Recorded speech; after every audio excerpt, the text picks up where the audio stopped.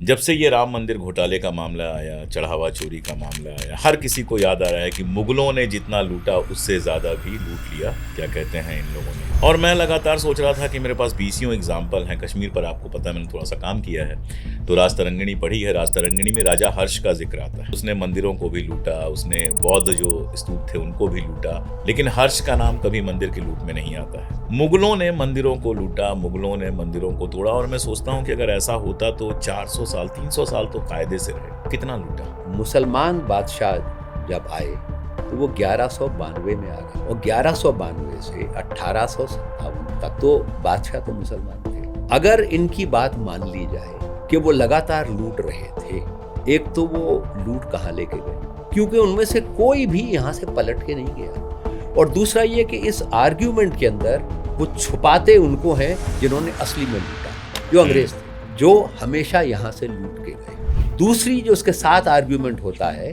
कि मंदिर तोड़े और लोगों को जबरदस्ती मुसलमान किया। अगर 700 साल तक ये लोगों को जबरदस्ती धर्म परिवर्तन कर रहे थे, बड़े नाकाबिल लोग थे, बड़ा इनएफिशिएंट सिस्टम था एकदम। हिस्टोरिकली कोई साक्ष्य नहीं है फोर्सेबल कन्वर्जन्स का, कोई नहीं है। क्या नामों का कोई धर्म होता है? एग्जैक्टली। क्योंकि नाम जो है वो तो भाषा से जुड़ा है। बिल्कुल। आप जब नाम बदलते हैं तो उससे पहले की सारी तारीख आप गायब कर देते हैं। एक लॉजिक ये दिया जाता है कि भाई हार्डिंग तो अंग्रेज था, उसने तो हिंदुस्तान के ऊपर जुल्म किया था, और तिलक हमारे नेशनलिस्ट लीडर थे, तो उनके नाम पे होगा तो बेहतर होगा। जलियांवाला बाग में एंट्री की एक पतली सी गली थी। बैसाखी के दिन लोग वहाँ इकट्ठे हुए, और वो इकट्ठे इसलिए हुए थे कि 2 फ्रीडम फाइटर्स, एक मुसलमान और एक हिंदू, वो जेल में थे। अंग्रेज ये मजबूर कर रहे थे कि उसमें कोई चल के ना जाए, वो रेंग के जाए। वो लोग अपनी कोहनी के बल रेंग के उसमें जाते थे, पेट के बल घिसटते हुए। उस गली को बिल्कुल वैसा ही रखने की जरूरत थी जैसी वो उस वक्त थी, क्योंकि गली अगर चौड़ी हो जाएगी तो ये पता ही नहीं चलेगा ये क्या बना दिया है। और उस पर गोलियों के निशान थे। और ये कौन लोग कर रहे हैं? क्योंकि ये वो सारे ट्रेसेस मिटाना चाहते हैं जहां इस मुल्क के तमाम मज़ाहिब के लोग इकट्ठे खड़े हुए। और जलियांवाला बाग कमाल की उसकी मिसाल है। अगर आप किसी आदमी की, किसी व्यक्ति की, किसी औरत की, किसी नेता की याद को जिंदा रखना चाहते हैं तो उनके लिए कुछ नया कीजिए। ये बहुत आसान है कि आपने एक आदमी को एक पेंट का डिब्बा दिया और एक ब्रश दिया और कहा सड़क का नाम बदलो। तो अगर आप उनकी ज़िंदगी को सेलिब्रेट करना चाहते हैं तो एक नेशनल स्कीम लॉन्च की और पूरे मुल्क में ये इंश्योर करें कि हर बच्ची स्कूल जाए और उसकी तालीम के ऊपर खर्च करें। और उसके लिए आप इन्वेस्ट करें, क्योंकि हमारे मुल्क में जब तक औरतें और लड़कियां पढ़ के मर्दों के शाना बशाना खड़ी नहीं होंगी, ये मुल्क तरक्की नहीं कर सकता। तो वो आप क्यों नहीं करते? वो करने के बजाय आपने एक सड़क का नाम बदल दिया, हो गया। 2 लोग थे, सिर्फ 2, और उनके पास इतनी उनकी स्टैंडिंग थी और फिनोमिनल मॉरल करेज थी, जिन्होंने इंसिस्ट किया कि हिंदुस्तान के आज़ाद होने के बाद हम एक सेकुलर डेमोक्रेटिक नेशन बनेंगे। गांधी और नेहरू मेरे ख्याल से आप कहना जी। हजरत मोहम्मद को जब मक्का से निकाला गया और वो मदीना जा रहे थे, उनके साथ जो फर्स्ट सेट ऑफ कन्वर्ट्स गए थे वो अंसार कहलाते हैं। अच्छा। उनकी औलादें हिंदुस्तान में कपड़ा क्यों बुन रही? हिस्टोरिकली दलित हैं हु हैज ऑप्टेड आउट। और उसकी फाइनेस्ट एग्जांपल है कि किसी भी हिंदुस्तान के रिलीजन ने ट्राइबल्स को तो ह्यूमन बीइंग की तरह ट्रीट ही नहीं किया। बिल्कुल। दिल्ली कितना बदली पार्टीशन के बाद? दिल्ली का खाना कितना बदला? पनीर दिल्ली में नहीं था। ओह, मैं उस समय पैदा होना चाहता हूँ। There was no paneer in Delhi. हम दूध को पका के खोया बना लेते। हाँ, खोया, खीर, ये सब तो है। पनीर जो है वो दूध को फाड़ के बनता है जी। फाड़ने से अपवित्र हो जाता है। उसका किसी पूजा वूजा में कोई इस्तेमाल नहीं होता था। चिकन नहीं था। ओह, चिकन दिल्ली में था ही नहीं। लखनऊ के नवाब तो खाते थे। देसी मुर्गा था। देसी मुर्गा खाते थे। हाँ।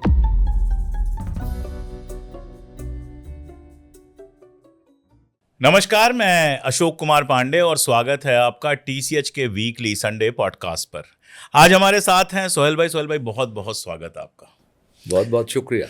कई बार मुश्किल होती है कि परिचय क्या दिया जाए। जब आपका एक कोई परिचय होता है, आप सिर्फ इतिहास लिख रहे होते हैं, या फिर आप सिर्फ पॉलिटिक्स कर रहे होते हैं, या फिर आप सिर्फ पत्रकारिता कर रहे होते हैं, तो कहा जाता है वरिष्ठ पत्रकार, इतिहासकार, या इस तरह का कोई परिचय दिया जाता है। सुहेल हाशमी के लिए जो लफ्ज़ मैं इस्तेमाल करता हूं दूसरों को बताने के लिए, वो है कल्चरल हिस्टोरियन, सांस्कृतिक इतिहासकार, जो इतिहास को सिर्फ राजाओं के जीने मरने बनने बिगड़ने तक नहीं, बल्कि शहरों के बनने बिगड़ने तक, शहरों के आर्किटेक्चर के बनने बिगड़ने तक, उनके नामों के पीछे जो बदमाशियां हैं, शहरों को जिस तरह से पेश किया जाता है, जिस तरह से शहरों में बाहर से आकर बसे लोगों को पेश किया जाता है, उसके पीछे जो बदमाशियां हैं, मतलब आप सीधे सीधे ये समझिए कि सत्ता और विमर्श जिन बदमाशियों को मेन स्ट्रीम करता है, उनको बेपर्द करके कैसे आपको सच्चाई तक पहुंचाया जाए, ये काम सुहेल भाई लंबे समय से बहुत खूबसूरती से कर रहे हैं।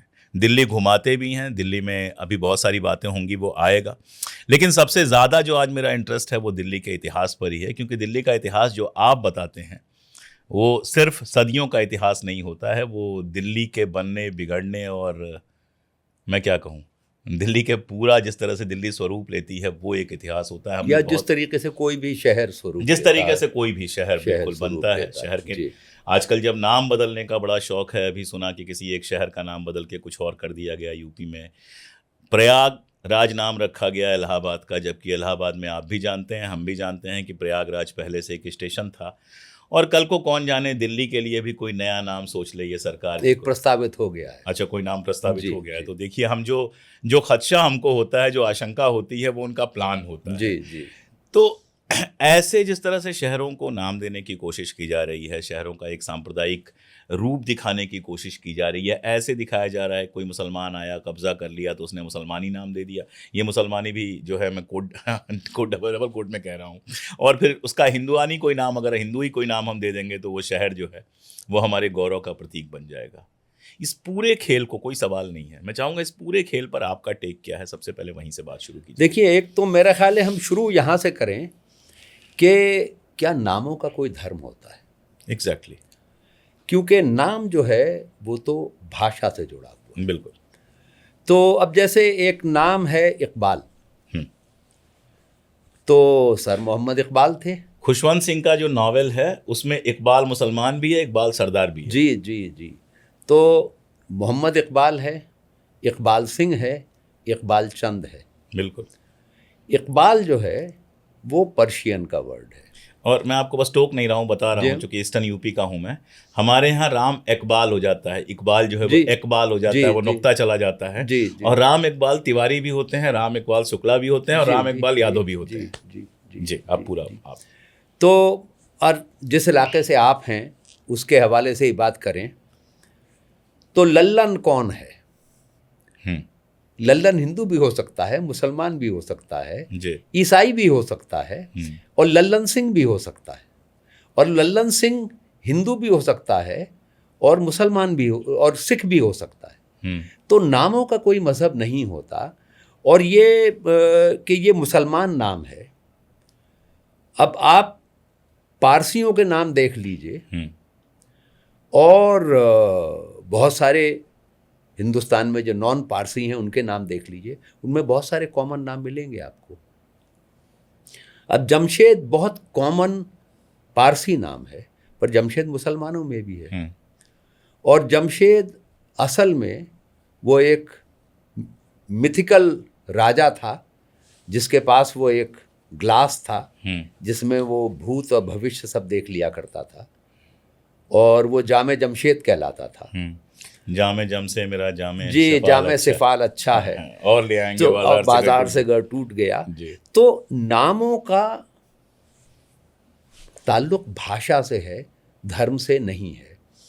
जो लोग वो इलाका जो पंजाब का है, वहाँ जो लोग थे उनके ऊपर अफ़गानिस्तान से, सेंट्रल एशिया से बहुत इन्फ्लुएंसेस बहुत पहले से आ रहे हैं जी। और उसमें उनकी भाषाओं के शब्द भी आए और वो नामों में गए। तो आपको वहाँ इस तरह के बहुत सारे नाम मिल जाएंगे, इकबाल सिंह जैसे। तो ये जो पूरी की पूरी समझ हमारे सामने पेश की गई है कि ये नाम का रिलीजन से कोई ताल्लुक है, इसमें आप बिब्लिकल नाम, जो यहूदियों के नाम हैं और जो ईसाइयों के नाम हैं, उनमें बहुत सारे नाम कॉमन हैं। बिल्कुल। जैसे मोसेस, मूसा, ईसा, और ईसा तो मुसलमानों का भी नाम होता है। हाँ हाँ, और मुसलमानों को तो मैंने इजराइल नाम भी सुना है। हाँ, एक पूरा कम्युनिटी है मुसलमानों की जो मुख्तलिफ इलाक़ों में हिंदुस्तान में रहते हैं। अलीगढ़ में एक उनका पूरा मोहल्ला है, मोहल्ला बनी इज़राइलान। अच्छा। तो उनका क्लेम ये है कि जब वहाँ से मोसेस ने, हज़रत मूसा ने मिस्र से माइग्रेट किया था बाहर, तो उनके साथ सारे जो ये यहूदी कबीले थे वो उनके साथ माइग्रेट कर गए थे, और उनमें से एक कबीला गायब हो गया। तो एक फ़िरका है जिनका ये मानना है कि आगे चल के वो कबीला मुसलमान हो गया था। अच्छा। और उनके डिसेंडेंट्स अलीगढ़ में भी रहते हैं और अलग जगहों पर भी रहते हैं। ये जो राजों की बावली है, वहाँ पर एक आदमी का नाम लिखा हुआ था, नाम मैं भूल गया हूँ, उसने अपना पता भी लिखा था, मोहल्ला बनी इज़राइलान अलीगढ़। अब वो अभी रेस्टोरेशन हुआ, रेस्टोरेशन में वो सारी की सारी चीज़ें जो ग्राफिटी थी वो भी उन्होंने साफ कर दी। रेस्टोरेशन पे भी बात करेंगे हम लोग। तो लेकिन वो बनी इज़राइलान का मोहल्ला है, मैंने वहाँ शूट किया है जी। मैं अलीगढ़ में जो लड़कियों का पहला स्कूल बना था, मैं उसकी हिस्ट्री पे एक फिल्म बना रहा था। तो मैंने उस बिल्डिंग में शूट किया, और हमारे शूट करने के 15 दिन के बाद उस बिल्डिंग को तोड़ के वहाँ बारात घर बना दिया गया है। लड़कियों का पहला स्कूल अलीगढ़ में 1905 में खुला था। वो बिल्डिंग हमारे लिए हिस्टोरिकली इम्पॉर्टेंट है, वहाँ बारात घर बन गया है। तो इस तरीके से, और उसके बाद वो सबका सब बदलता रहता है। तो तारीख़ को हम री इन्वेंट कर देते हैं, रीपर्पस कर देते हैं, कुछ और बना देते हैं। और इसलिए नाम बदलने का जो आपने जिक्र किया था, वो तारीख़ को की नई ईजाद करने का, इन्वेंटिंग अ न्यू हिस्ट्री की प्रोसेस है। मैं उसके लिए एक छोटी सी मिसाल आपको दूंगा।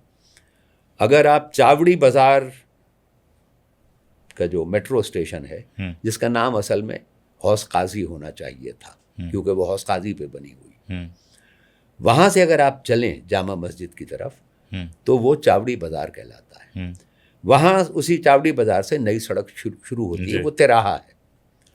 वहाँ पर एक बरगद का पेड़ था, और उस बरगद के पेड़ के नीचे किसी सूफी की कब्र थी। तो उनका नाम शायद अब्दुल्ला था, और अब्दुल्ला कॉमन पार्लांस में बुल्ला बन जाता है। जैसे बुल्ले शाह, उनका नाम सैयद अब्दुल्ला था, वो बुल्ले शाह बन गए।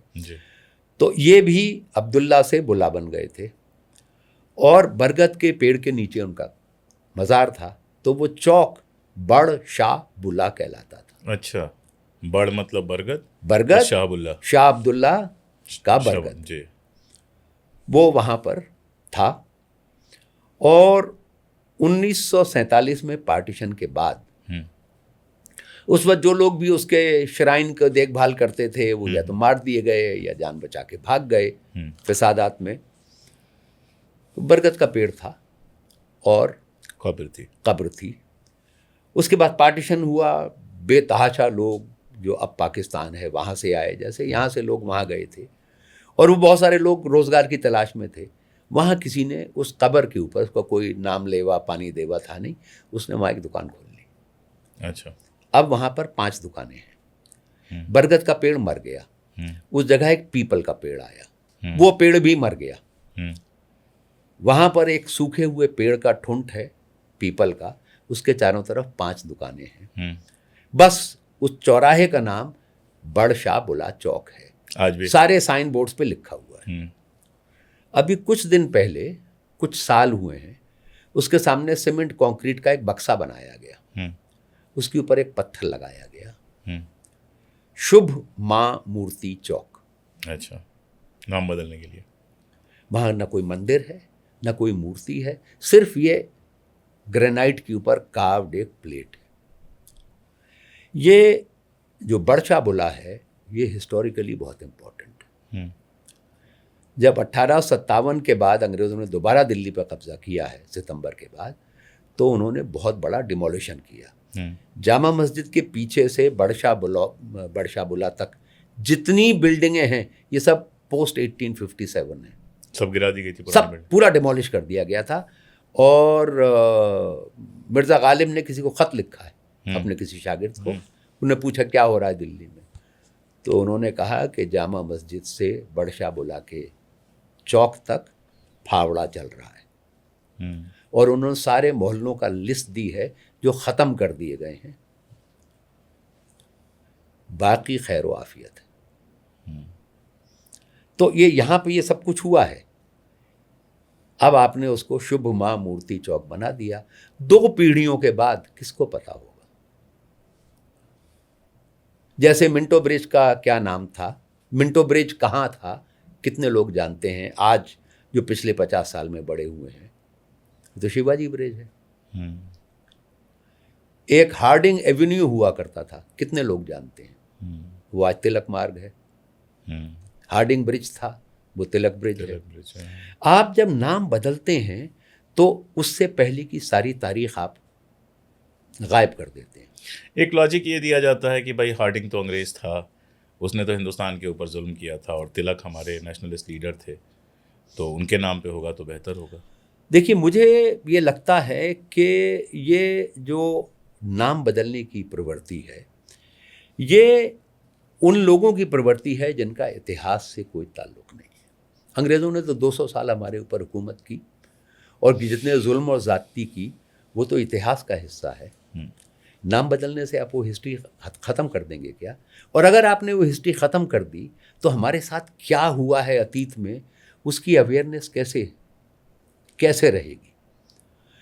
दूसरा कुछ ये भी है कि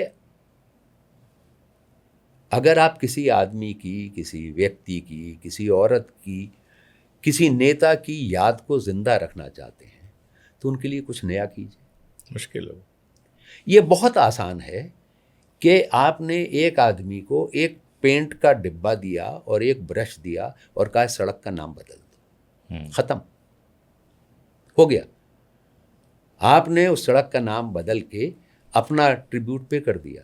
वो जिसके नाम पे आप रोज़ वोट कमा रहे हैं, उसने जो कुछ किया ज़िंदगी में, अगर आपको वैसा ही करना था, मतलब मैं एक एग्जाम्पल लेता हूँ, अबुल कलाम आज़ाद बहुत सेलिब्रेट किया, ग्रेट साइंटिस्ट वगैरह, तो वो कितने बड़े साइंटिस्ट थे वो साइंटिस्ट तय करेंगे, लेकिन उन्होंने एक चीज़ पे बहुत जोर दिया था, तालीम के ऊपर, ख़ास तौर से लड़कियों की तालीम के ऊपर। तो अगर आप उनकी ज़िंदगी को सेलिब्रेट करना चाहते हैं तो एक नेशनल स्कीम लॉन्च कीजिए। एग्जैक्टली। और पूरे मुल्क में ये इंश्योर करें कि हर बच्ची स्कूल जाए और उसकी तालीम के ऊपर खर्च करें, चाहे किसी भी मजहब की हो, चाहे किसी भी क्लास की हो। और उसके लिए आप इन्वेस्ट करें, क्योंकि हमारे मुल्क में जब तक औरतें और लड़कियां पढ़ के मर्दों के शाना बशाना खड़ी नहीं होंगी, ये मुल्क तरक्की नहीं कर सकता है। ठीक बात। तो वो आप क्यों नहीं करते? वो करने के बजाय आपने एक सड़क का नाम बदल दिया, हो गया काम। तो ये प्रवृत्ति जो है ये सिर्फ ढकोसला है, इसका कोई मतलब नहीं है, हासिल कुछ नहीं होता। हाँ। आपने रेस्टोरेशन पे बात की, वो वाली थोड़ी सी कर लें, फिर उसके बाद दूसरे मुद्दों पे चलेंगे। जी। जलियांवाला बाग, और जलियांवाला बाग में जो कुछ हुआ वो इतिहास में दर्ज है, उसके लिए दुनिया का कोई मतलब मुझे नहीं लगता कि उस इतिहास को बदल सकता है। मैं ब्रिटेन में हमारे एक दोस्त हैं, मैं गया था तो उनसे बात हो रही थी, तो उन्होंने कहा कि उनकी बिटिया क्लास में भिड़ गई क्योंकि वहाँ पर जो कॉलोनियल इन लोगों ने अत्याचार किया था उसको नहीं पढ़ाया जा रहा है। और मैंने इसको ऐसे लिया कि वो नहीं पढ़ा रहे हैं, उसके बावजूद भी बच्चों को पता चल जा रहा है। ये अपने आप में एक बड़ी बात है। तो जलियांवाला बाग में कुछ छुपा नहीं सकते, अंग्रेज भी नहीं छुपा सकते। उसके पूरे स्ट्रक्चर की अस्तैसी कर दी गई, रंग पोत के। जी। तो ऐसे क्या आप इतिहास को खूबसूरत बना सकते हैं? जैसे अगर कोई पोलैंड जाएगा, अगर कोई ईस्टर्न यूरोप जाएगा, बाकी जगहों पे जाएगा जहाँ पे नरसंहार हुआ, या हो सकता है 20 साल बाद कोई गजा में जाएगा, तो वहाँ जो नरसंहार का, जेनोसाइड का जो बचा खुचा होना चाहिए या जो भी उसका मेमोरियल होना चाहिए, वो तो ऐसा होना चाहिए ना कि देख के दहशत पैदा हो कि ऐसा फिर दोबारा दुनिया में ना हो। बिल्कुल बिल्कुल बिल्कुल। अगर उसको हम खूबसूरत बना देंगे तो फिर बचा क्या, फिर तो जी, वो जी। एक टूरिस्ट प्लेस बन जी, जाएगा। जी, और टूरिस्ट प्लेस भी अपने आप में कोई एक जैसी जगह नहीं होती। जी जी आप ऐसी क्लिफ पर जाना चाहते हैं जिस क्लिफ से गिर के मरने के भी चांसेस होते हैं, जी। लेकिन उस खूबसूरती को एंजॉय करने के लिए आप उस क्लिफ पे जाना चाहते हैं। तो ये जो प्रोसेस है ये क्या है, और ये इस गवर्नमेंट में शुरू हुआ है। इस गवर्नमेंट में शुरू हुआ है कि कई जगहों पर जो इस तरह की जगह थी उनको खूबसूरत टूरिस्ट प्लेस में बदल रहे हैं। गांधी का जो स्मारक है अहमदाबाद में और बाकी सारी जगहों पे, उन पे आप सुंदर बिल्डिंग बनाएंगे, क्या मानिए इसका? नहीं मतलब सुंदरता, आप तो जी, आर्किटेक्चर के जी, मतलब जी, मास्टर जी, है, सुंदरता जी, अपने आप में क्या होती है मैं जी, आपसे जी, समझना जी। चाहता हूँ। देखिए, अब जलियांवाला बाग की ही बात लेते हैं।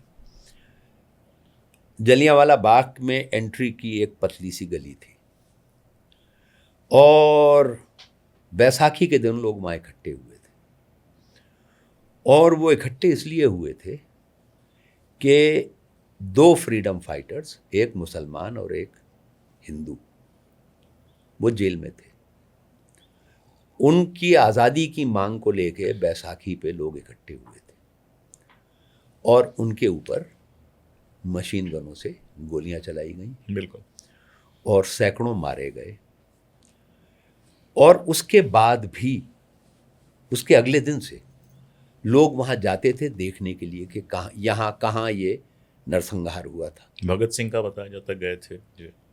तो उसका मुझे याद नहीं किसने लिखा है, वो किसी उर्दू के किसी शॉर्ट स्टोरी राइटर ने उसका डिस्क्रिप्शन लिखा है कि अंग्रेज़ ये मजबूर कर रहे थे कि उसमें कोई चल के ना जाए, वो रेंग के जाए। वो लोग अपनी कोहनी के बल रेंग के उसमें जाते थे, पेट के बल घिसटते हुए। ये वो गली है, उस गली को बिल्कुल वैसा ही रखने की ज़रूरत थी जैसी वो उस वक्त थी, क्योंकि गली अगर चौड़ी हो जाएगी तो ये पता ही नहीं चलेगा।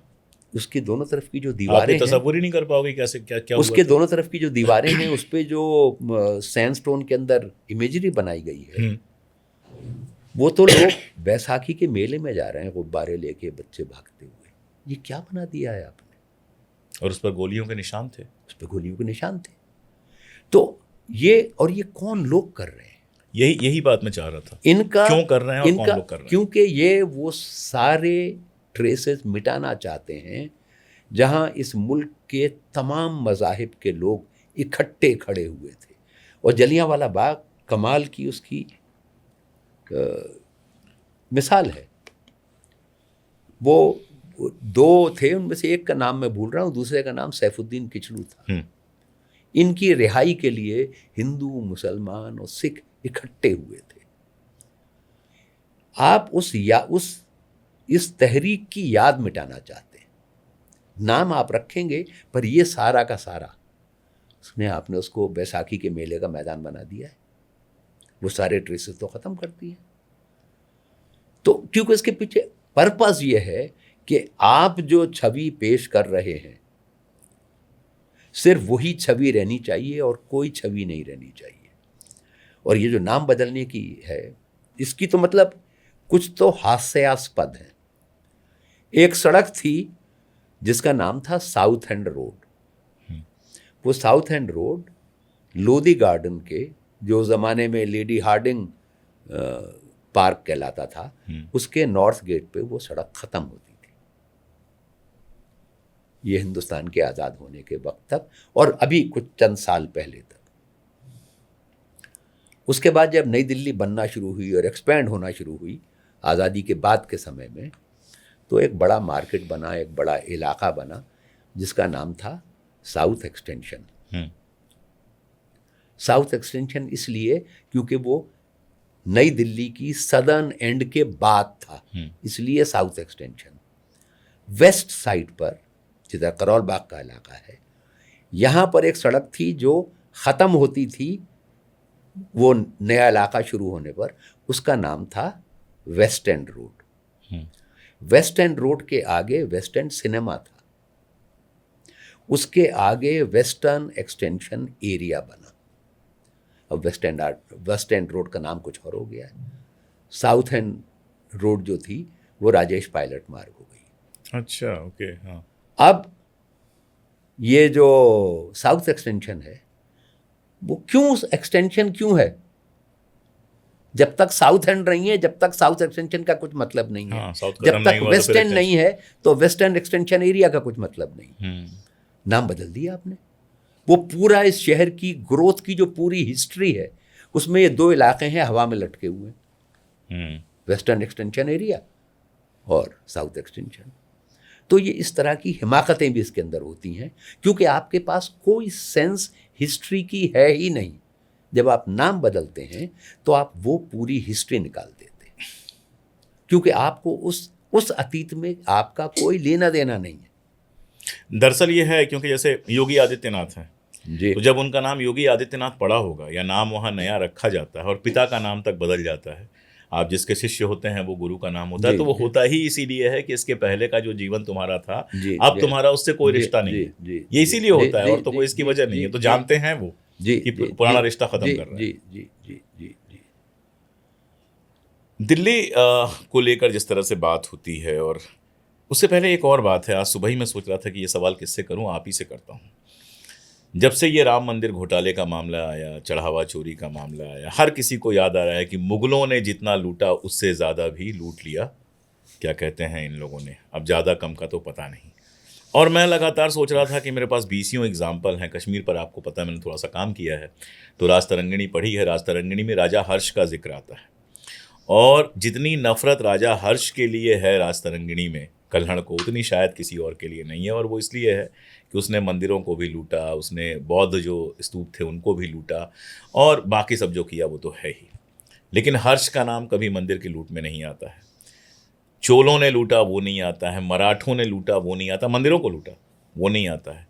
मुगलों ने मंदिरों को लूटा, मुगलों ने मंदिरों को तोड़ा। और मैं सोचता हूँ कि अगर ऐसा होता तो 400 साल 300 साल तो कायदे से रहे, मतलब 200-250 साल तो बहुत कायदे से रहे, पूरी ताकत थी, और उसके बाद भी रुतबा काफ़ी टाइम तक बना रहा। हिंदुस्तान में कोई मंदिर बचता नहीं। मुझे नहीं लगता कि मतलब 300 साल आप शासन करते हो और किसी की हिम्मत थी कि मंदिर कोई बच जाता। तो ये सारी बातों के बाद एक लाइन का सवाल फ्रेम कर लेता हूँ कि कितना लूटा।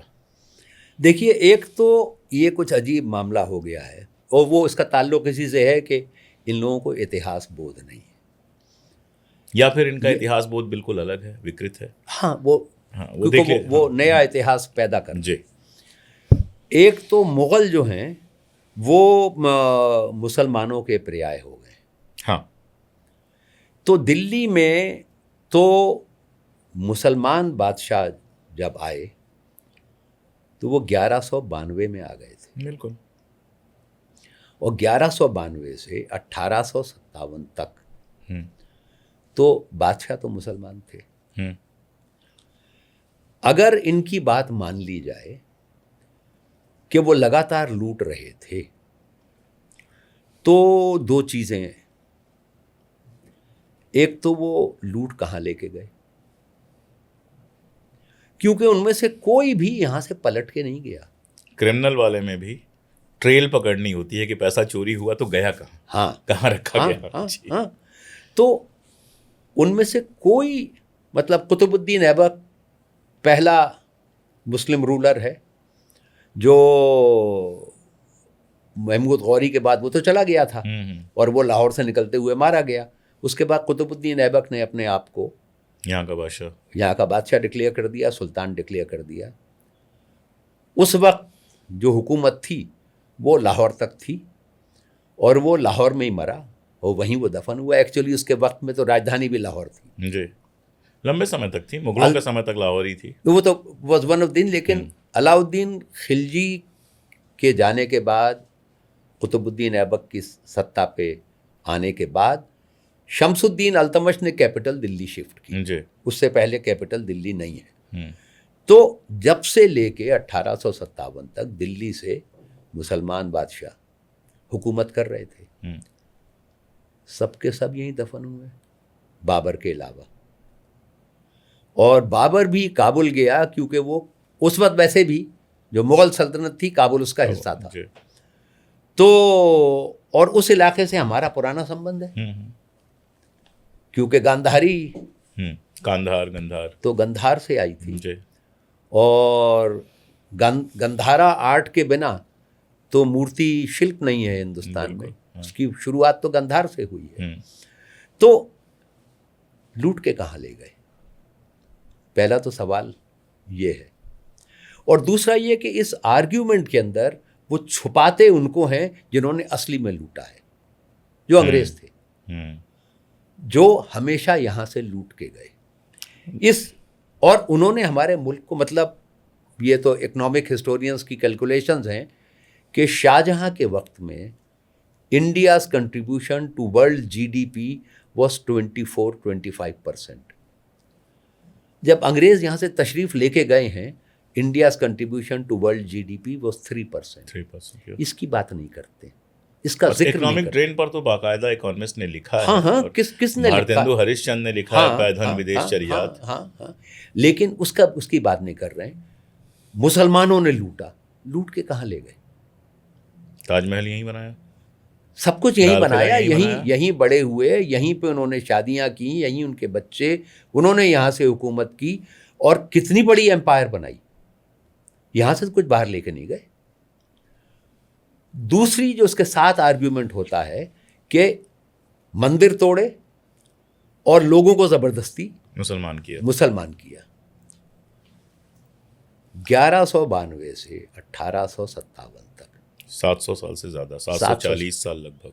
अगर 700 साल तक ये लोगों को जबरदस्ती धर्म परिवर्तन कर रहे थे, बड़े नाकाबिल लोग थे, बड़ा इनएफिशिएंट सिस्टम था एकदम। आज भी 85% हिंदू कैसे हैं? हिस्टोरिकली कोई साक्ष्य नहीं है फोर्सेबल कन्वर्जन्स का, कोई नहीं है। मतलब इक्का दुक्का दो चार पागल तो वो अलग मामला है। इक्का पागल लोग तो कहीं भी होते हैं। हाँ। लेकिन और एक बड़ी सीधी बात है, इनमें से बहुतों ने एक अलग टैक्स लगाया था, जजिया। It doesn't make economic sense कि सबको कन्वर्ट कर लो, वो इनकम की सोर्स खत्म हो जाएगी। दूसरे, अगर वो इस्लामिक राज चला रहे थे तो उनके सारे के सारे ब्यूरोक्रेट, उनके सारे राजे, वो कैसे हिंदू थे? हाँ, उनको भी कन्वर्ट नहीं किया, किसी को नहीं कन्वर्ट। मिर्जा राजा जय सिंह, मिर्जा राजा मान सिंह, शाहजहां से लेके लगातार ये लोग राणा प्रताप के खिलाफ लड़ने गए, लेकिन कन्वर्ट नहीं हुए। और उनके खानदान की तो बीजेपी की डिप्टी चीफ मिनिस्टर है। जी जी जी जी जी। तो इसका इतिहास से कोई ताल्लुक नहीं है। ये एक नफरत का पूरी की पूरी विचारधारा पैदा की जा रही है। और ऐसा ये नहीं है कि इतिहास में पहली बार हो रहा है। एक साहब थे जो जर्मनी में यही करके गए और उन्हीं के पच्चिन्हों पे चलते हैं ये। और गोलवालकर जी ने तो उनकी तारीफ की है और कहा है कि हिटलर से बहुत कुछ सीखना चाहिए। सावरकर ने भी किया। सावरकर ने, गोलवालकर ने नहीं, सावरकर ने गोलवालकर दोनों ने लिखा है। वो उनके आइडियल थे। और जिस तरीके से उन लोगों ने पूरे यूरोप की हिस्ट्री को डिस्टॉर्ट किया, वैसे ये हो रहा है। आपको हमेशा एक, जिसे फॉल गाय कहते हैं, जिसके लिए आप हर चीज की जिम्मेदारी जिस पे टिका देते हैं, जो नेहरू जी हैं आजकल, जो नेहरू जी हैं। और अब तो वो ये भी और आसान हो गया, कह दिया कि नेहरू जी तो मुसलमान थे। उसके लिए आपको कोई एविडेंस, कोई साक्ष्य, कुछ देने की जरूरत नहीं, बस आपने कह दिया। और क्यों? जो आपने पहला सवाल पूछा था, इंदिरा गांधी का पति मुसलमान था, क्योंकि फिरोज गांधी नाम था, पर्शियन था, लेकिन फिरोज गांधी नाम था। वो पारसी था, पारसी थे वो पारसी था। तो लेकिन, और हैरत की बात यह है कि बहुत से पारसी भी इस लगातार झूठ के ऊपर चुप बैठे रहते हैं। बिजनेसमैन है ज्यादातर, क्यों फंसने जाए? सबके सभी, वरना आगे आके क्लेम कर सकते थे। हाँ। एक और सवाल बनता है, यहीं से निकलता है, और वो सवाल बहुत बड़ा बन जाता है, चूँकि नेहरू का भी जिक्र आ गया है। 1947 में हम एक बार जब आज़ाद होते हैं तो एक संविधान बनाते हैं, आइन बनाते हैं, और हम ये तय करते हैं कि मिट्टी डालो, ये जो कुछ हुआ उस पर मिट्टी डालो, और अब एक ऐसा हिंदुस्तान बनाएंगे जहाँ सब लोग एक तरह से रहेंगे और प्रोग्रेसिव होंगे। और हम देखते हैं कि एक पीरियड तक, जैसे मैं मजाक में कहता हूं कि हमारे पहले वाली पीढ़ी हमसे ज़्यादा प्रोग्रेसिव थी और हमारे बाद वाली पीढ़ी हमसे कम प्रोग्रेसिव दिखाई दे रही है। ये पूरा सच नहीं है, हमारे बाद की पीढ़ी में बहुत शानदार लोग हैं और हमारी पिछली पीढ़ी में भी एक से एक लोग हैं। ये हुआ क्या अचानक? मतलब जो लोग लगातार हाशिए पर थे, और ये मैं सिर्फ हिंदू कट्टरपंथ की बात नहीं कर रहा हूँ, इस्लामिक कट्टरपंथ भी, हमारे मुस्लिम दोस्त थे तो वो इनका भी मजाक उड़ाते थे और एक तरह का क्लास दिखाई देता था जो इन सारी चीज़ों से, ठीक है नमाज़ पढ़ ली कभी नहीं पढ़ी, पूजा कर लिया कभी नहीं किया, दिवाली मना ली, होली मना ली, ईद मना लिया, साथ में मना लिया, लेकिन बेसिकली जो धर्म के बहुत ज़्यादा प्रपंच हैं उनसे बाहर निकले हुए हैं। अचानक हुआ क्या कि 20-25 सालों में या और कम 15 सालों में हमारे अंदर की जो सबसे पिछड़ी हुई प्रवृत्तियां थीं वो निकल के सड़क पर आ गई और सड़क पर आई। और ऐसे ऐसे लोग जिनको हम समझते थे यार ये तो अच्छे लोग हैं, वो ऐसी बातें करते हैं कि सोहेल भाई मतलब लगता है कि यार कैसे हो गया ये हमारे सामने सामने। मतलब शायद हमारी पीढ़ी ये दर्द महसूस कर सकती है, हमारे बाद वाली को ना हो जाए। जी। देखिए, आप इसको अगर आप इस तरीके से देखें कि जो वर्ल्ड बैंक का मॉडल है, जिसका पूरा प्रेशर ये है कि आप लोगों को सब्सिडीज देना बंद करें, आप लोगों को बेसिक मिनिमम फैसिलिटीज ज़िंदगी के लिए जो चाहिए वो आप मार्केट को तय करने दें, और जो मुल्क उनकी स्पेशली जो नए आज़ाद हुए देश हैं उनके इस फॉर्मूले को मानेंगे तो उनको IMF लोन देगा। ये चेंज शुरू हुआ है उस दिन से जब हमने IMF का पहला लोन लिया। उसके बाद वो पूरी इकोनॉमिक जो पॉलिसी थी इस मुल्क की, उसे कॉम्प्रोमाइज़ करना शुरू किया गया और इसकी शुरुआत नरसिम्हा राव के समय में 90s में। और वर्ल्ड बैंक के साथ काम करने वाले लोग इस देश के नेता बनने शुरू हुए।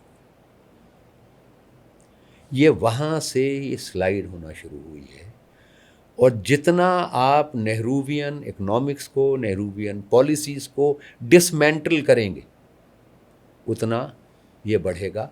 और ये सिर्फ यहाँ नहीं हुआ है, पूरे दक्षिणी अमेरिका में, पूरे थर्ड वर्ल्ड में जहाँ जहाँ राइटिस्ट दोबारा इमर्ज हुए हैं उन सब ने पहले IMF से लोन लिया है। क्या IMF कहता है कट्टरपंथ बढ़ाओ? नहीं, IMF ये नहीं कहता है। IMF जो पॉलिसीज़ इंट्रोड्यूस करता है वो उसके साथ साथ ये इंटॉलरेंस, एंटी डेमोक्रेटिक डिसीजंस, ये सब के सब उसके साथ आते हैं, और उसके अंदर ये rightward shift, because market economy को डिफेंड कौन कर रहा है? पूरी मार्केट इकोनॉमी। बहुत सारे लिबरल भी करते हैं। हाँ, बहुत सारे लिबरल करते हैं। जो हमारे यहाँ ये so called opening up of the economy शुरू हुआ है। जैसे मैं आपको एग्जांपल दूं, जिस समय ये ओपनिंग अप ऑफ इकोनॉमी की बात कर रहे हैं, उस समय जो लोग सबसे ज़्यादा इसको प्रमोट कर रहे थे या एडवोकेट कर रहे थे उनमें से एक थे ब्रह्मा चेलानी। अगर आपको याद हो, उस समय लगातार उनके आर्टिकल आते थे। Ankleshwar Iyer, times of India और अंकलेश्वर अय्यर जो है वो बिल्कुल पैरेलल हो गए थे। और ये लोग पूरी तरह से मार्केट इकोनॉमी का, लेकिन ये लिबरल लोग हैं, ये तो कट्टर नहीं हुए। ब्रह्मा चेलानी के अभी भी मैं देखता हूँ, ट्वीट्स देखता हूँ या आर्टिकल्स देखता हूँ, तो रिलीजन वाले मामले में तो वो कट्टर नहीं है। नहीं, आपको रिलीजन के मामले में कट्टर होने की ज़रूरत नहीं है, क्योंकि वैसे भी सावरकर कितने रिलीजियस थे, लेकिन रिलीजन के नाम पे कट्टर थे वो। रिलीजियस तो नहीं थे वो, नहीं, ऑलमोस्ट नास्तिक थे वो। मैं बिल्कुल उसको मानता हूं। वो नास्तिक थे, बिल्कुल ऑलमोस्ट। उन्होंने रिलीजन का इस्तेमाल किया है। हाँ, तो वो खुद कट्टर नहीं थे, उन्होंने तो बीफ ईटिंग को प्रमोट किया है। हाँ, वो सब ठीक है, वो बिल्कुल मैं मानता हूँ। हाँ। तो ये जो पूरा फ्रेम है जिसके अंदर ये ग्रो कर रहे हैं। बांग्लादेश में जमात इस्लामी कैसे पावर में आई? ये मुजीबुर रहमान का असैसिनेशन होता है, फिर ये लोग राइज करते हैं, वो पूरी आती है और इस्लामिक फंडामेंटलिज्म राइज करता है। तो ये पूरी दुनिया में ये पैटर्न है। वर्ल्ड बैंक के डिक्टाट पे चलने वाली इकोनॉमी और rise of fundamentalism and attack on democratic institutions, ये सब इकट्ठे आते हैं। ये पैकेज हमारी सोसाइटी में कुछ प्रॉब्लम्स नहीं थी। भाई सोसाइटी में प्रॉब्लम्स थी, प्रॉब्लम्स क्यों नहीं थी? प्रॉब्लम्स तो थी, लेकिन उनका सॉल्यूशन ये नहीं है। नहीं, मैं ये नहीं कह रहा, मैं ये कह रहा हूँ कि सोसाइटी में रिलीजियस थिंकिंग को लेकर, कम्युनलिज्म को लेकर ऐसा नहीं था कि कुछ चीज़ें थीं जो सही मौका मिलने पर बिल्कुल उभर पड़ी। नो बिल्कुल, मैं तो काफ़ी समय से कह रहा हूँ कि 2 लोग थे, सिर्फ 2 लोग, और उनके पास इतनी उनकी स्टैंडिंग थी और फिनोमिनल मॉरल करेज थी, जिन्होंने इंसिस्ट किया कि हिंदुस्तान के आज़ाद होने के बाद हम एक सेकुलर डेमोक्रेटिक नेशन बनेंगे। गांधी और नेहरू मेरे ख्याल से आप कहना चाहते हैं। जी। एक को तो मार दिया उन्होंने, और दूसरे का फिर हमने सिस्टमेटिक आइडियोलॉजिकल असैसिनेशन करना शुरू किया है 90s में। तो लेकिन आप, और इन दोनों की स्ट्रेंथ मैं इसलिए कह रहा हूँ कि जो पूरा का पूरा पैराफर्नेलिया कांग्रेस का था, उसमें कितने लोग थे जो सेकुलर वैल्यूज के साथ खड़े हुए थे? बहुत थोड़े से। और एक लंबी लिस्ट है, संपूर्णानंद आदि आदि, जो आरएसएस के करीब थे या फिर कम से कम मतलब उस तरह का सोचते थे। जी, एटलीस्ट प्रोग्रेसिव नहीं थे। जी जी। तो ये इन 2 लोगों की मॉरल करेज थी, and the fact they had a connect with the people. क्योंकि हिंदुस्तान के अवाम का पर्सनल जाती एक्सपीरियंस क्या था, सैकड़ों साल से इकट्ठे रहे, और इसको आप बिल्कुल गांव के लेवल पर रिड्यूस कर लीजिए। आपकी बैलगाड़ी के पहिए के ऊपर की लोहे की पट्टी ढीली हो गई, उसे कौन फिक्स करेगा? लोहार, मुसलमान। आपके कपड़े कौन बन रहा है? जुलाहा, मुसलमान। चूड़ियां कौन बना रहा है? मुसलमान। कारीगर, आज भी हिंदुस्तान के बड़े हिस्से में फाइनेस्ट कारीगर मुसलमान है। ये वो लोग थे जो आज से सैकड़ों साल पहले सब के सब लो कास्ट लोग थे, जो कन्वर्ट हुए। मेरा आर्ग्यूमेंट तो बड़े लंबे समय से ये है कि कन्वर्जन में सिर्फ दलित जाता है, वो टचेबल और अनटचेबल, वो कन्वर्ट होता है, क्योंकि वो उस जिल्लत की जिंदगी सहने के लिए तैयार नहीं है। बुद्धा के समय से कन्वर्जन इन लोगों के हो रहे हैं। बिल्कुल, कश्मीर बड़ा एग्जाम्पल है उसके लिए। पंजाब भी है बिल्कुल, और जहां जहां पर। और लेकिन जो कास्ट स्ट्रक्चर है पाकिस्तान में, जो क्रिश्चियंस के ऊपर हम बार बार सुनते हैं, वो क्रिश्चियंस ज्यादातर वही हैं जो दलित हैं, कन्वर्ट हुए थे, सफाई का काम करते हैं, ये सारा करते हैं। उनसे कहा गया तुम क्यों जा रहे हो? हाँ, ईसाई हो जाओ। बिल्कुल, ईसाई हो जाओ तुम, बिल्कुल। और आज वो ब्लास्फेमी के शिकार हो रहे हैं, बिल्कुल। तो ये वो है दलित आर्टिजनल कम्युनिटी जो कन्वर्ट करता है। अब ये बहुत इंटरेस्टिंग है मामला। बनारस में मैं रहता हूँ और मैं बुनकर हूँ जी, और मुझे हे दृष्टि से देखा जाता है। उस समय ये मजहब पहुँचता है जो कह रहा है कि सब बराबर हैं, हम सबको बराबरी का, मैं मुसलमान हो जाता हूँ। एक ही सब में खड़े हो गए। लेकिन मुझको सिर्फ एक ही काम आता है, बुनकरी, और बुनकर लो कास्ट होते हैं। तो मैं, how do I escape? I take an Arabic surname, और मैं अंसारी हो जाता हूँ। ये आप इंटरेस्टिंगली देखिए कि हिंदुस्तान में अपर कास्ट के जो मुसलमान हैं, उनके नाम अपर कास्ट के हिंदुओं जैसे हैं। जैसे रायना मुसलमान भी हैं और हिंदू भी हैं कश्मीर में, वो और तो कश्मीर से हैं। वो तो कश्मीर में तो है, बट नहीं, ये कश्मीर में है, बाकी की बात मैं कर रहा हूँ। यहाँ राणा, राणा और ठाकुर, और ये हैं बहुत सारे अपर कास्ट के नाम हैं। मतलब एक तो मेरे खानदान से, वो तमिल ब्राह्मण से कन्वर्ट हो गए थे और क्रिश्चियन हो गए थे। ही रिटेन्ड हिज तमिल ब्राह्मण name Sundaram, Joseph D Sundaram मेरे मौसा थे। अच्छा। तो ये बहुत एग्जाम्पल्स हैं। ये मेरे पास एक एग्जाम्पल है, मैं आपको बताता हूँ गुजरात का जी। कि एक बार सर्वे करते हुए मैं एक गांव में पहुंचा जी, तो वहाँ नाम है संदीप खान जी संजीव खान, जी, फना जी, खान, जी, ढिमका खान। जी, तो जी। मेरी उनसे बात होनी शुरू हुई, वो मुर्गे का उनकी फार्मिंग वार्मिंग थी, तो ये हुआ कि डिनर करके जाइए, तो बैठे हम लोग, तो बात शुरू हुई, तो थोड़ी जब दोस्ती हो जाती है फिर आप सवाल पूछ पाते हैं। तो मैंने कहा ये संजीव रहो या खान रहो, ये क्या बात होती है, संजीव भी हो खान भी हो? तो बोले ठाकुर हैं हम। तो संजीव खान राजपूत नाम था उनका। मतलब मजेदार बात यह कि संजीव खान राजपूत उनका पूरा नाम था, और उन्होंने केवल खान बीच में लगाया हुआ था। वो पूरा गांव एक बार कभी किसी लड़ाई में हार गए, कन्वर्ट हुए, अपना किस्सा बता रहे थे।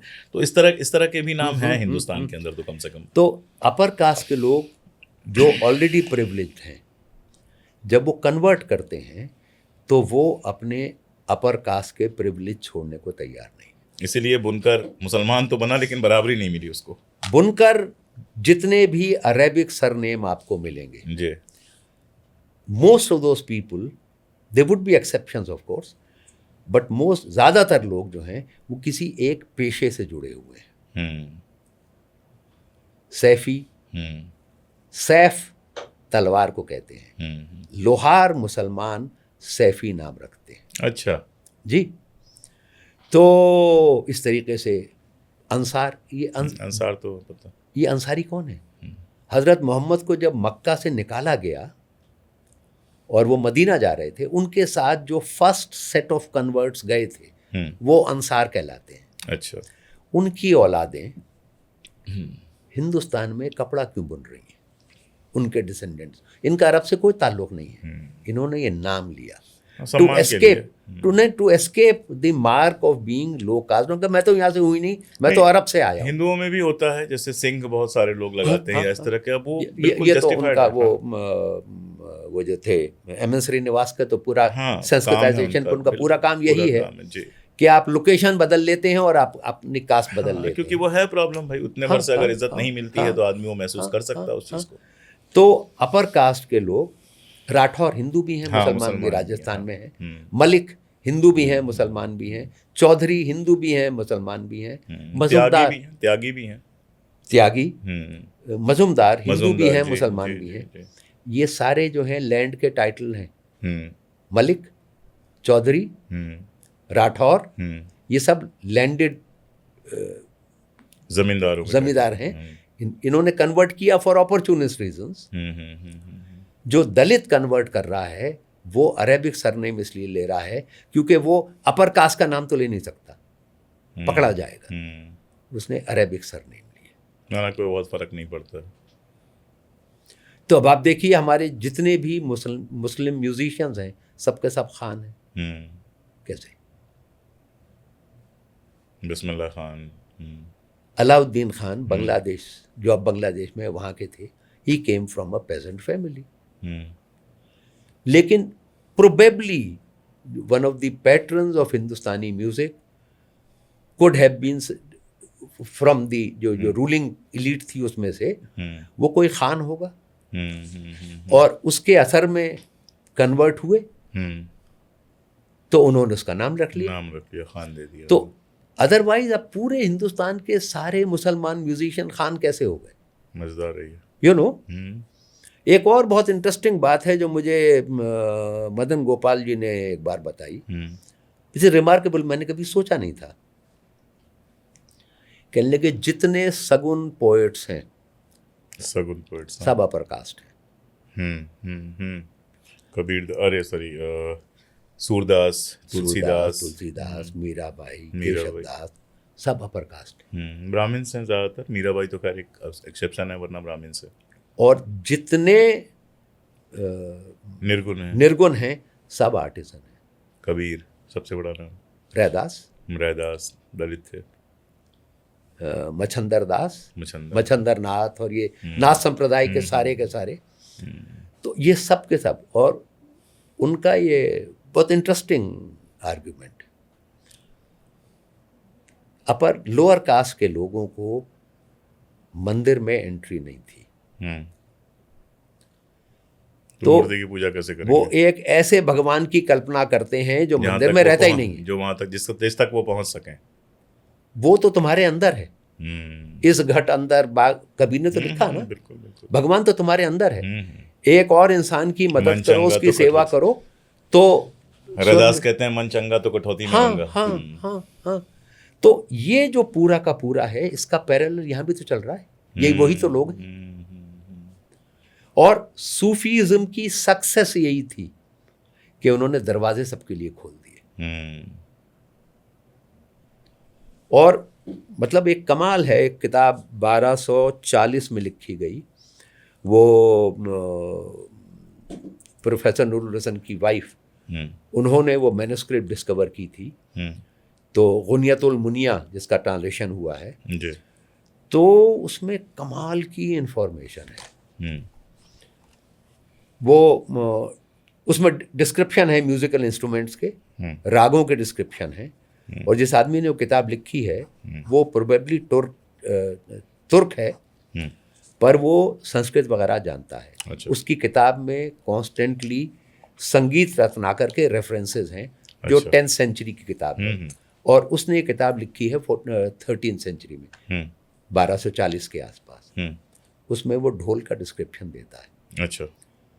और ये कहता है कि ढोल पेड़ के तने को खोखला करके बनाया जाता है, उसके दोनों साइड्स के ऊपर गाय की खाल मंडी जाती है, और क्योंकि इस पे गाय की खाल होती है तो अपर कास्ट के लोग इसको नहीं बजाते, इसको सिर्फ लोअर ऑर्डर के लोग बजाते हैं। इंटरेस्टिंग चीज़ ये है कि खुसरो के मरते मरते कव्वाली की फॉर्म इनिशियल फॉर्म में हमारे पास आ गई। उसमें रिदम इंस्ट्रूमेंट क्या है? ढोल। कौन लेके गया होगा? कन्वर्टेड जो दलितों में, बिल्कुल। तो ये दिस इज द ट्रेजेक्ट्री जिसके बारे में ये लोग बात नहीं करना चाहते।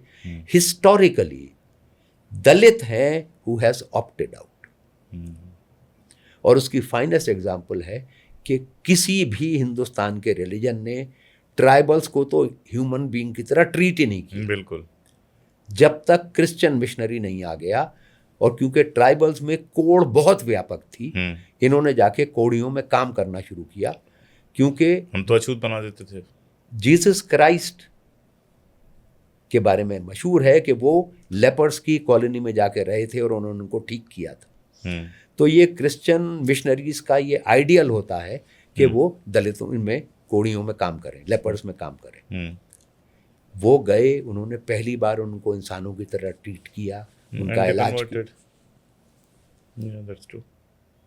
तो इन चीज़ों को आप देखने को तैयार नहीं हैं तो आप एक नया इतिहास गढ़ेंगे।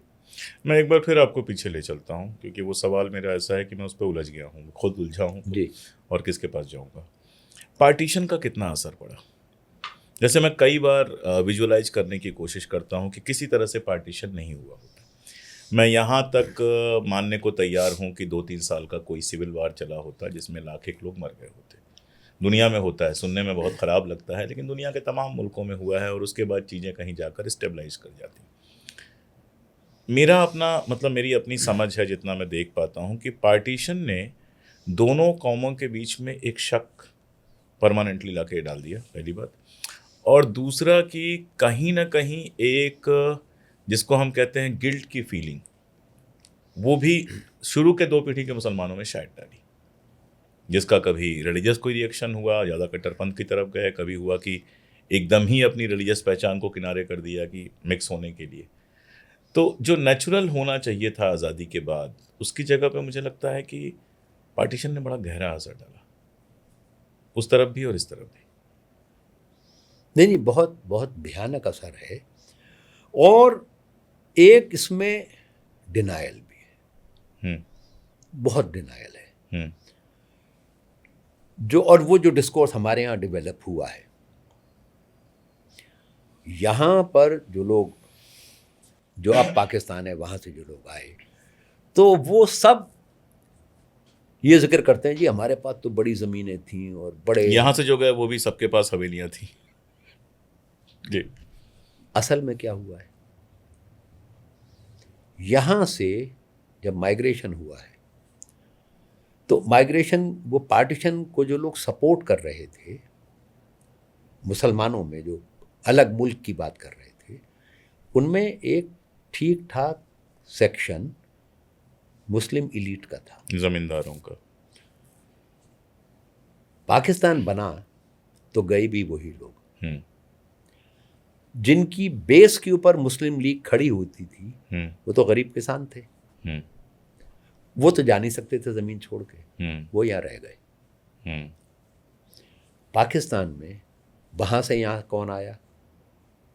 जो पैसे वाले हिंदू थे वही आए, और ये उन्हीं का डिस्कोर्स है। दिल्ली में जो पार्टीशन का डिस्कोर्स है, आप उसको सुने ज़रा, तो उसमें पंजाबी इलीट के अलावा बाकी किसी का जिक्र है नहीं। सिंधियों के साथ क्या हुआ, मुल्तानियों के साथ क्या हुआ, वहां से कोई दलित आए थे वो कहाँ गए, ये बहुत इंटरेस्टिंग है। सबके सब रैगड़पुरा में बसाए गए। जितने दलित वहां से आए थे रैगड़पुरा में क्यों बसाए गए? दलितों का इलाका। जब नई पार्लियामेंट बन रही थी तो पार्लियामेंट के सोफों के ऊपर अपहोल्स्ट्री करने के लिए राजस्थान से लेदर वर्कर्स लाए गए, वो रैगड़ कहलाते हैं, वो वहां बसाए गए। जितने दलित आए सबके सब वहां डाल दिए गए। 1969 से पहले जो बांग्लादेश आज है, जो उस वक्त ईस्ट पाकिस्तान था, वहां से आए हुए लोगों को पहली बार 1969 में ज़मीन अलॉट हुई है। जो पंजाब से आए थे उनको 1949 में ज़मीन अलॉट हो गई थी। ये पूरा का पूरा डिस्कोर्स जो है ये वन साइडेड है पार्टीशन का। इन लोगों का जिक्र ही नहीं है, क्योंकि ये जो एजुकेटेड वेल कनेक्टेड जो इलीट थी, उन्होंने पूरा डिस्कोर्स यहाँ कैप्चर किया है, वही उन्होंने पाकिस्तान में जाके कैप्चर किया है, जो यहाँ के जमींदार टाइप के लोग। हाँ। तो ये डिस्कोर्स तो एलीट के पास ही है ना। अपर कास्ट के लोग, चाहे वो हिंदू हो चाहे मुसलमान हो, डिस्कोर्स उनके हाथ में है। मुख्य धारा उन्हीं से बनती है, वही मुख्य धारा है हमारे मुल्क में। तो और इसकी जो इम्प्लीकेशंस हैं, इसमें डिनाइल वाली जो आप बात कर रहे थे उसको थोड़ा सा और। हाँ, तो ये डिनाइल है ना कि पाकिस्तान जब बना है, वहाँ से जो लोग आए हैं और यहाँ से जो लोग गए हैं, उनमें सिर्फ एक सेक्शन की बात होती है। ओके जी, जो वहाँ के पैसे वाले और प्रभुत्वशाली लोग थे उनकी बात होती है। इनमें से बहुत सारे ऐसे थे जिनके पास डलहौजी में, शिमला में समर रिट्रीट से बहुत सारे तो पहले पार्टीशन से पहले आ गए थे। बिल्कुल, हाँ। इनके पास टाइम था कि वो अपने प्रॉपर्टी पेपर्स वगैरह सब लेके आते। रिश्तेदार थे यहाँ पे। तो that is an angle which has not been investigated enough. और जिन्होंने सफर किया, हाँ, वो तो आज भी वहीं पड़े हुए ना, झुग्गियों के अंदर। ये दिल्ली की जो इर्रेगुलर कॉलोनीज हैं, अनरजिस्टर्ड इर्रेगुलर कॉलोनीज जो हैं, उसमें कौन रह रहा है? उसमें वो थे जो वहाँ से भागे थे, जिनके पास कुछ नहीं था। वहाँ भी कुछ नहीं था, यहाँ भी कुछ नहीं। And they had no papers, no proof. तो उन्होंने वो जो मिनिस्ट्री ऑफ रिहेबिलिटेशन के बाहर लाइनें लगा करती थी, मीलों लंबी, कि कुछ एक पेपर मिल जाए, कुछ डॉक्यूमेंट मिल जाए कि ये हमारे पास कागज़ हैं, ये हमारे एविडेंस है, हमको कुछ मिल जाए।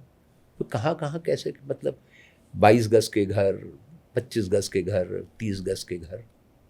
भीष्म जी 54 गज के घर में रहे हैं। भीष्म सानी तो जिनके पास नहीं थे, जिनको भागना पड़ा था, and they could not bring any of this, उन्होंने तो। अभी सुजाता का एक नावल आया है और जिसमें मुल्तान से ये लोग आए थे, तो मुल्तानियों का जिस तरह से यहाँ पे माइग्रेशन हुआ था उस पर काफ़ी बात है। मैं आपको वो दूंगा, मैं चाहूँगा एक नज़र आप उसको देखें। तो अब दिल्ली का जिक्र तो आ ही गया है जी, और मुझे लोग मारेंगे अगर मैं सुहेल हाशमी को यहाँ बुलाऊंगा और दिल्ली पे कोई बात ही नहीं होगी, तो कमेंट में सिर्फ गालियाँ दिखाई देंगी। दिल्ली कितना बदली विभाजन के बाद, क्योंकि मुझे याद है एक बार हम लोग बैठे थे तो आप बता रहे थे कि एक फ्लो उनका आया तो एक फ्लो उनका आया, फिर पूरा आपने जिस तरह से दिल्ली का बदलता हुआ, तो टाइम तो काफ़ी हम लोगों ने ले लिया है, लेकिन टाइम ही टाइम है जी। तो थोड़ा सा दिल्ली कितना बदली पार्टीशन के बाद? देखिए, एक तो और हाँ, दिल्ली का खाना कितना बदला? अच्छा, तो देखिए, एक तो ये समझने की ज़रूरत है कि 1941 में सेंसस हुआ था जी। उसके बाद 51 में होता, उससे पहले पार्टीशन हो गया। हाँ। तो एग्जैक्ट पॉपुलेशन दिल्ली की क्या थी 47 में हमको नहीं पता है। हमारे पास प्रोजेक्शंस हैं रेट ऑफ ग्रोथ जो था उसके हिसाब से। तो एस्टिमेट यह था कि दिल्ली की पॉपुलेशन तकरीबन 9 लाख थी 47 में, तकरीबन 47 में जी। 41 में कितनी थी? 41 का मुझे सही फिगर अच्छा, याद हाँ, नहीं है, ठीक। पर उस प्रोजेक्शन की बिना पर दिल्ली जी। की पॉपुलेशन तकरीबन 9 लाख थी। 9 लाख मानिए। 9 लाख थी, जिसमें 33% मुस्लिम्स थे, 1/3 अबाउट। 1/3।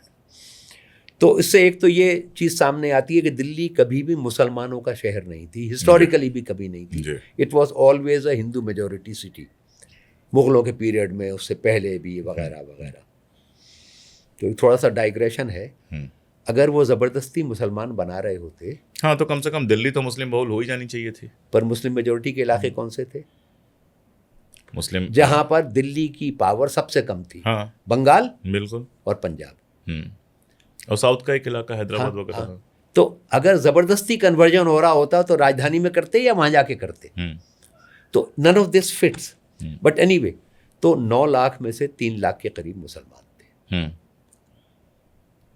जब ये यहाँ से आउट माइग्रेशन ख़त्म हुई है और किलिंग्स ख़त्म हुई हैं, तो दिल्ली में मुसलमानों की पॉपुलेशन 3% रह गई थी।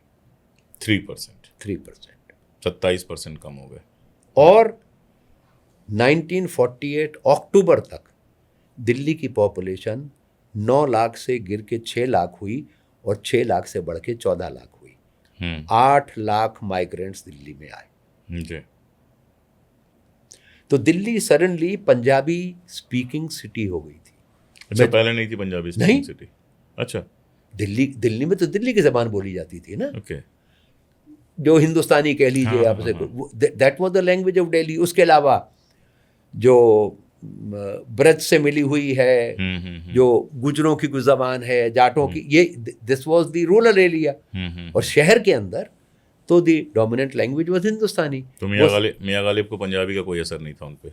नहीं था, क्योंकि वैसे तो दिल्ली में पंजाबी तो रहे हैं। हाँ। कितने दूर है, मतलब वो हरियाणवी का प्रोफेसर इरफान हबीब ने तो पंजाबी के लफ्ज ढूंढे हैं दिल्ली के लैंग्वेज में। अच्छा, हाँ।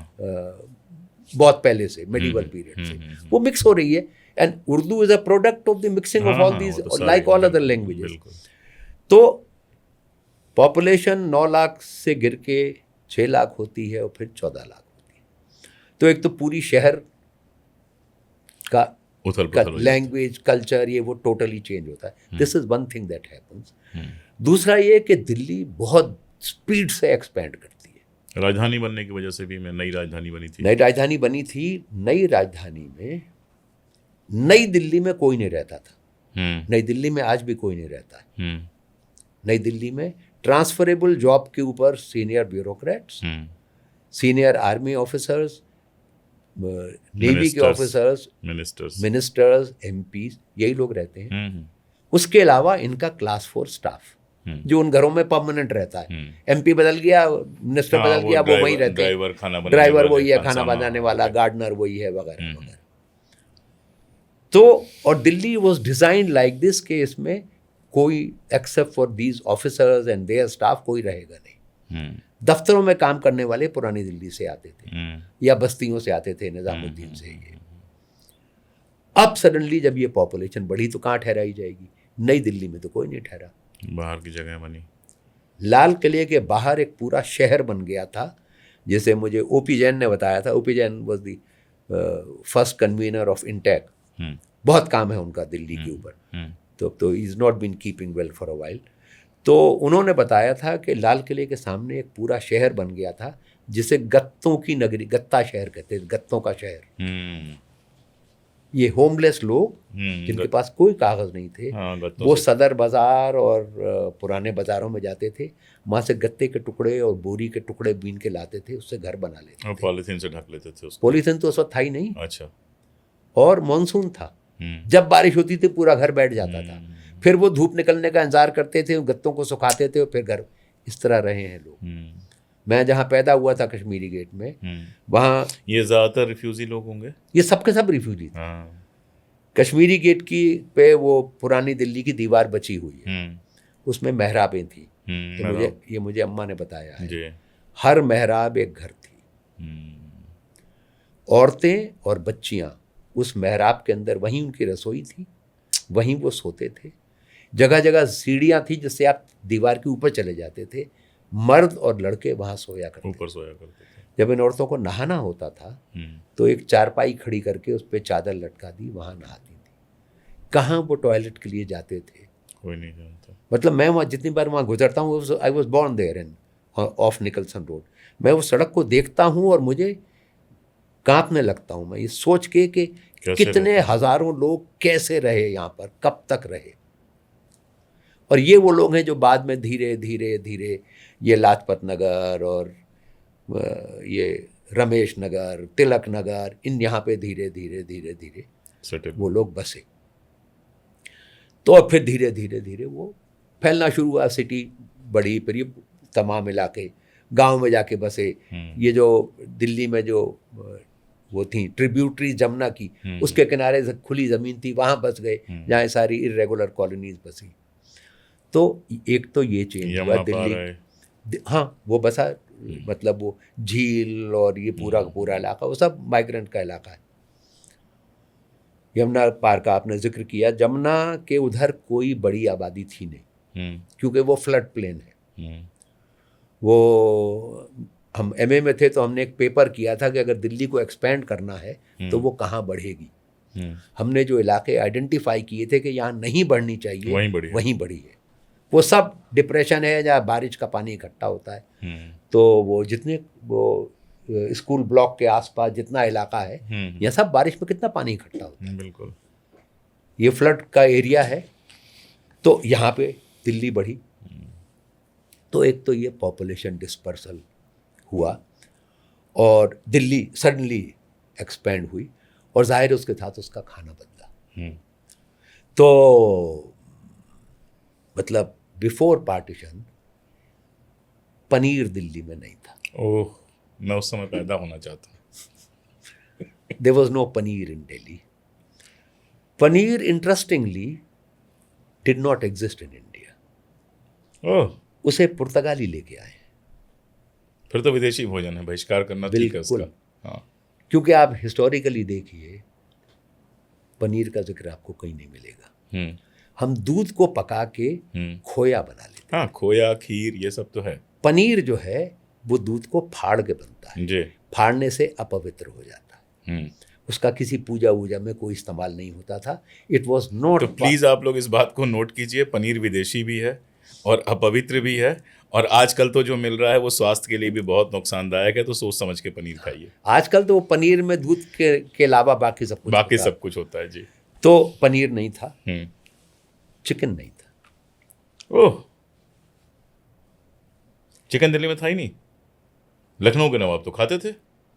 देसी मुर्गा था। देसी मुर्गा खाते थे। हाँ, देसी मुर्गी थी। हाँ। और मैंने अपने पूरे बचपन में मैंने कभी चिकन नहीं खाया। हाँ, हमारे यहाँ भी नहीं। आपको बहुत मजेदार बात बताता हूँ कि मेरा तो ब्राह्मणों का घर था जी, लेकिन बलि परंपरा थी। जी जी। तो बकरा हमारे यहाँ कलिया कहते थे। वो बंगाल से आया होगा ये शब्द। जी जी। तो कलिया तो बनता था हमारे यहाँ जी, लेकिन चिकन को मुसलमानी खाना कहा जाता था। जी। और चिकन हमारे घर में नहीं बनता। जी जी।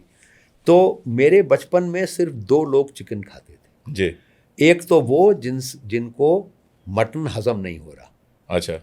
तो हकीम या डॉक्टर कहते थे कि तुम चिकन का शोरबा पियो। हाँ, उसका सूप पिया करते थे। हाँ, और दूसरे नवाब थे।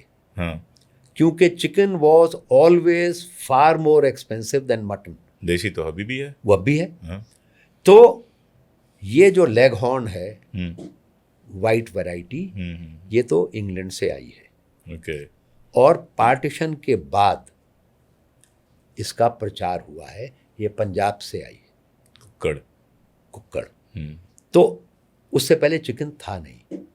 और तो ये 2 चीज़ें खाने में। तीसरी छोले भटूरे। यस।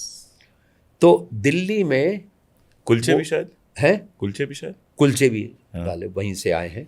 छोले भटूरों की तो मैंने कई ऐसी दुकानें मुझे मिली हैं जहां लोगों ने बताया कि पार्टीशन के बाद यहाँ आए तो छोटी सी दुकान खोली तो वो चल पड़ी, तो फिर ये हुआ। लाल किले के पास कई दुकानें ऐसी मिली हैं। दिल्ली में एक चीज़ है जो मटरा कहलाती है। अच्छा। ये सड़क पे जो वो बड़ा सा पीतल की हांडी में बेचते हैं, उसमें घी भी कुछ नहीं होता ना, है, ना, हाँ, वो उबला हुआ होता है, बहुत बिल्कुल। पकाते हैं उसको, हाँ हाँ हाँ, और उसके ऊपर फिर वो नींबू और मसाले फिर वसाले मसाले हाँ। डाल के, और जो, वो जो पहले कुलचों के साथ मिलती थी, अब तो हाँ, उसमें भी हाँ, काफी कुछ हाँ। करने लगे हैं वो। तो सिर्फ वो मटरा खाया जाता था। उसको अब छोले कहते हैं। छोले एक अलग चीज है, छोला इज छोले में तो काबली चने यूज करते वो हैं, काबली और चने का, मटरा वाइट चने, वाइट उसका बनता होगा। हाँ, वो एक हाँ, जी। एक अलग तरह का लेग्यूम है। हाँ, तो वो पकता था, और वो एक ये जो है लाला श्री राम, सर श्री राम, अच्छा। उनके शायद वो ग्रैंडसन या ग्रेट ग्रैंडसन है, हम्म, वो कहीं एक पार्टी थी जिसमें उन्होंने मटरे का इंतजाम किया था, अच्छा। दिल्ली के ट्रेडिशनल खानों पे हाँ था। हाँ हाँ तो एक साहब आए, कहने लगे कि वो कुलचा नहीं है, कहने लगे हम दिल्ली वाले कुलचा नहीं खाते, मटरा है। हाँ, तो ये छोले, भटूरे, कुलचा, हाँ, चिकन हाँ, और चिकन तंदूरी, हाँ, और ऐसी बहुत सारी हाँ, चीज़ें, हाँ, ये सब की सब पोस्ट पार्टीशन खाने। जिनको आज दिल्ली का फूड मान लिया गया है। हाँ हाँ, ये पोस्ट पार्टीशन है। लेकिन वो तो देखिए, वो तो शहर की डेफिनेशन है, हाँ, it will constantly change. Change. मतलब हम अंदाज़ा नहीं कर, हम रियलाइज़ नहीं करते हैं 1970 से आज तक 50 साल हो गए। इस 50 साल में दिल्ली की पॉपुलेशन टोटली चेंज हो गई। आज ईस्ट यूपी और बिहार से आने वाले लोगों की परसेंटेज दिल्ली में 30% के ऊपर है। बिल्कुल। जब जिसमें आप लगभग हर क्लास के लोग हैं। जब आपकी गवर्नमेंट बनी थी, आम आदमी पार्टी की। आम आदमी की, अब आप ये कहेंगे तो लोग मान लेंगे मेरी गवर्नमेंट। हाँ नहीं, आप आदमी पार्टी की जब गवर्नमेंट बनी थी, तो उन्होंने एक कैलेंडर निकाला था जिसमें दिल्ली की बावलियों के ऊपर, तो उसमें कुछ रिसर्च में, फोटोग्राफी वगैरह में मैंने कुछ मदद करवाई थी। जी। तो उसकी रिलीज़ के लिए मुझे उन्होंने बुलाया था असेंबली में, तो स्पीकर ने रिलीज़ की थी। तो वहाँ मैंने उनसे जिक्र किया था कि आपके जो 67 MLAs हैं, उनमें से 19 अवधी और भोजपुरी बोलने वाले हैं। तो महाबल मिश्रा एक MP थे, पूरा का पूरा एरिया है, पूरी पार्लियामेंट्री कॉन्स्टिट्यूएंसी है जहाँ दिलीप पांडे इनके बहुत इंपॉर्टेंट थे, वो तो हमारी यूपी के ही हैं। हाँ, तो ये this is how cities grow. तो 47 में it became a Punjabi city, 1970 में it is become 1/3 east UP Bihar. Delhi में 5 लाख तमिलियंस हैं, 500,000 मलयालीज हैं। तो ऐसे ही शहर बनते हैं। जब हम 1965 में आए दिल्ली थे, में दिल्ली वाले कितने हैं? बहुत कम है। जी। 1965 में जब हम अलीगढ़ से लौट के दिल्ली आए, तो दिल्ली में एक दुकान थी जहाँ डोसा मिलता था। अच्छा। मद्रास होटल, ओह। वहाँ संडे को लाइन लगा करती थी डोसा खाने के लिए। आज हर मेट्रो स्टेशन के सामने, हर मेट्रो स्टेशन के बाहर लिट्टी चोखा मिल रहा है। हाँ बिल्कुल मिल रहा है, बिल्कुल। शास्त्री भवन में जब मैं जॉब कर रहा था जी, तो वहाँ भी सामने मिलने लगा था लिट्टी चोखा मेरे देखते देखते, और अच्छी खासी भीड़ हाँ होती थी। हाँ हाँ। तो शहर तो ऐसे ही बनते और ये तो अच्छा है। हाँ हाँ, शहर ऐसे ही बनते बदलना हैं। चाहिए। शहर कभी अगर ठहर जाएगा तो वो बर्बाद मर हो जाएगा। नाम नहीं बदलना चाहिए, शहर को बस बदलना हाँ, चाहिए। शहर तो लगातार डायनेमिक है, जिंदा है तो बदलेगा। हाँ, लंदन भी बदला है, जी, सारे जी, शहर जी, बदले हैं, जी, कोई जी, एक शहर ऐसा नहीं है। आप 2 बातें हैं, एक पर्सनल, जी आप चाहें तो कह दें कि नहीं, इस पर फिर कभी बात करेंगे। जी सफदर के बारे में आपसे सुनना चाहता हूँ, जी। बस इतना ही। तो वो हम लोगों के लिए लंबी बात हो हम जाएगी। लोगों के लिए वो एक हाँ, ड्रीम नौजवान रहे हैं। जी, और जी, जी, कुछ लोग जिनसे मैं मिलना चाहता था उनमें थे, और जिस तरह से जी, चले गए, तो जी, जी। मैं एकदम नहीं कह रहा हूँ कि आपसे मिलना अलग, जी, उनसे वो जी, 2 अलग जी, बिल्कुल जी, लोग हैं। वो जी, मेरे लिए जी, सिर्फ आपके जी, भाई जी, नहीं है, आप जी, समझ जी, सकते हैं, जी, लेकिन फिर भी आप उनके भाई थे थोड़ा सा। जी, जी। तो देखिए, सफदर के ऊपर बात मुख्तसर करना मुश्किल है, लेकिन वो कभी करेंगे अकेले आराम से, उन पर कभी लंबी आराम बात से करेंगे। हाँ। सफदर, मैं सिर्फ इसलिए नहीं कह रहा हूँ कि वो मेरा भाई था, he was a remarkable human being. Yes. और बड़े खूबसूरत थे। बहुत बहुत लोग गोरे होते हैं, बहुत जी। लोग लंबे होते हैं, लेकिन गजब की खूबसूरती है, आप नजर ही नहीं हटती उनके ऊपर से। जी, जी, जी, जी। उसमें बहुत सारा ताल्लुक उससे भी है कि वो आपके जैसे चेहरे गया, से ह्यूमैनिटी टपकती है। वो जैसे गया, बिल्कुल। वो भी उसके ऑरा में ऐड करता है। लेकिन एक तो उसमें कमाल की बात ये थी कि उसके पास हमेशा सबके लिए वक्त था। और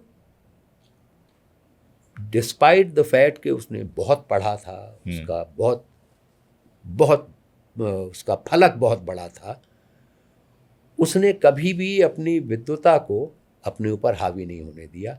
न जिनसे बात कर रहा है उनको ये इंप्रेशन दिया कि मैं बहुत विद्वान हूँ। ये आपका खानदानी गुण लगता है ये पता नहीं, मतलब सफदर में तो क्योंकि रिमार्केबल था। आपके साथ भी जिस तरह से मैं सहज हो गया एकदम शुरुआत से ही, उम्र का फर्क है, स्टेटस का फर्क है, लेकिन मुझे मतलब ऐसे होता तो मैं शायद सोहेल सर आपको कहता, लेकिन मुझे याद है कि पहले दिन से मैं आपको सोहेल भाई कह रहा हूँ, तो वो शायद आपका खानदानी है। तो वो उसमें कमाल था। और दूसरा कि वो जो हमारे चारों तरफ है जिंदगी, उसमें से फाइनेस्ट एलिमेंट्स को ड्रॉ करना और उसको अपने लेखन में उतार पाना। तो वो आला की धुनों को वो इस्तेमाल करता था। किसी चौराहे पे कोई मदारी कर रहा है, वहाँ उसने कोई एक डायलॉग सुना, वो उसने अपने नाटक में इस्तेमाल किया, तो इस सब की वजह से वो बहुत आसानी से लोगों तक अपनी बात बिल्कुल पहुंचा पाता बिल्कुल। और उसके कमिटमेंट में कभी कोई झिझक, कोई कमजोरी, कुछ ये अंतर तो होते हैं, लेकिन जिन चीज़ों को उसने सही समझ लिया था उनके साथ आखिरी वक्त तक खड़े रहने की हिम्मत, वो सब उसमें थी। कभी करेंगे, कभी सफदर भाई जी और डिटेल में बात करेंगे। जरूर।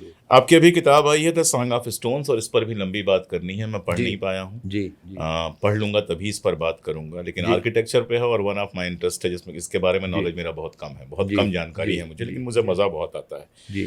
तो मैं चाहूँगा कि दर्शकों को किताब की फ़ोटो तो मैं दिखा दूंगा, लेकिन किताब में क्या है ज़रा सा आप बताइए, वहाँ पे बात ख़त्म की जाए। देखिए, मैं बहुत दिनों से इसमें भी एक जिक्र आया होगा जब हम शुरू में नामों की बात कर रहे थे। जी।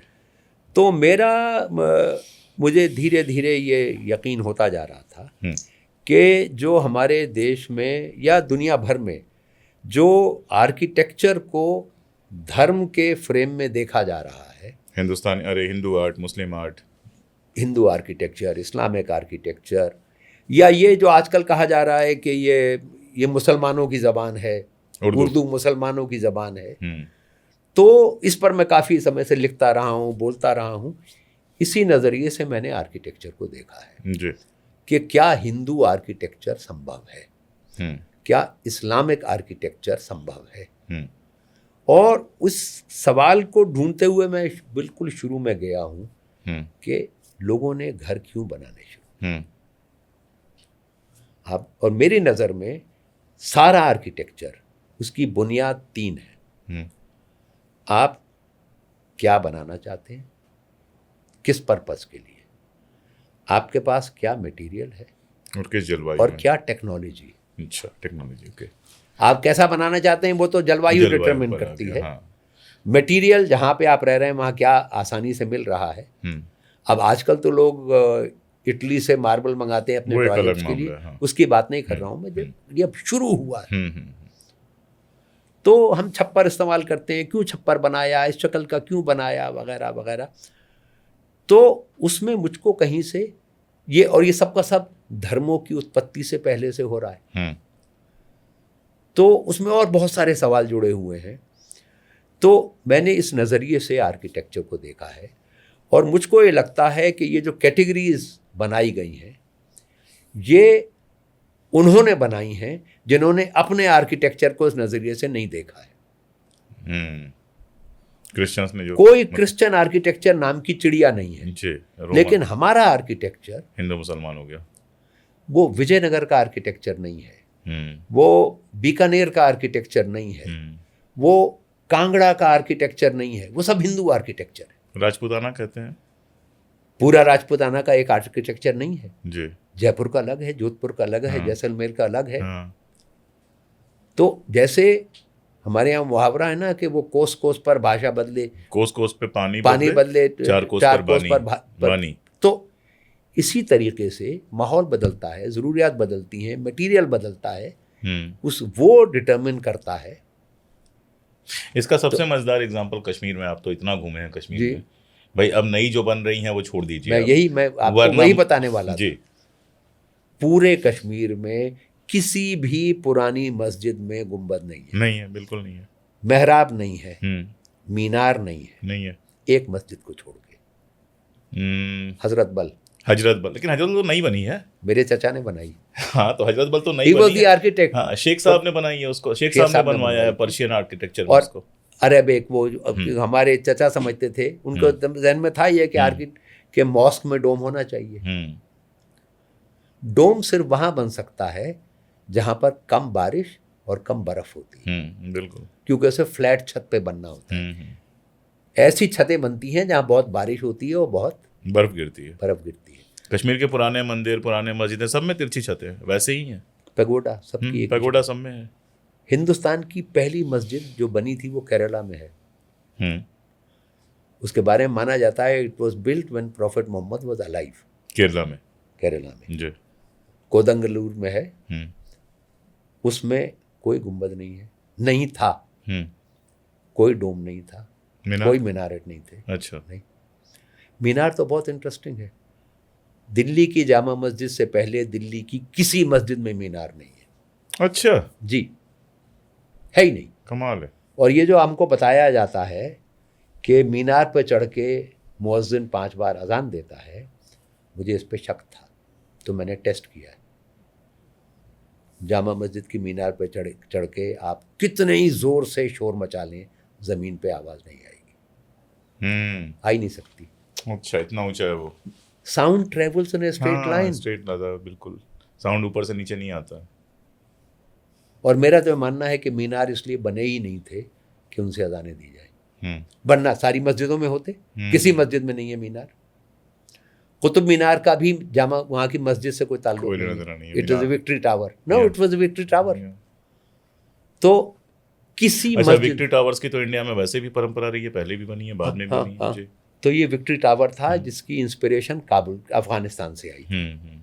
मीनार जाम, अच्छा, उसके इंस्पिरेशन, और ये लोग वहीं से आए थे, उससे इंस्पिरेशन लेके बनाया गया। और वैसे भी उसका पहला खंड भी नहीं बना था जब कुतुबुद्दीन ऐबक मर गया था जी। उसको तो इल्तुतमिश ने बनाया। मस्जिद तो 1192 से फंक्शन कर रही है। तो आर्किटेक्चर में बहुत सारी इंटरेस्टिंग, तो कोशिश करेंगे, किताब में जल्दी ही पढ़ लेता हूँ, फिर आपसे वक्त मिलता है तो उस किताब पर ही अलग से बात करें, क्योंकि ये भी बहुत इंपॉर्टेंट है। जिस तरह से इतिहास, Mughal period, Muslim period, Hindu period, Hindu history, ये अजीबोगरीब अपने आप में है। इतिहास के विद्यार्थी के रूप में मेरे भी समझ में नहीं आता है, तो मन नहीं है, लेकिन आज के लिए खत्म करते हैं। बहुत बहुत शुक्रिया, और जल्द ही आपको फिर से बुलाऊंगा। बहुत सारी बातें करनी है। बहुत शुक्रिया, बहुत शुक्रिया। तो आज के लिए इतना ही। हम लगातार हर संडे को एक किसी इम्पॉर्टेंट व्यक्ति से इम्पॉर्टेंट सब्जेक्ट्स पर पॉडकास्ट कर रहे हैं। आपकी कोई राय हो, आप किसी का नाम सुझाना चाहते हो, कमेंट में ज़रूर बताइए। जुड़े रहिए हमारे साथ। बहुत शुक्रिया।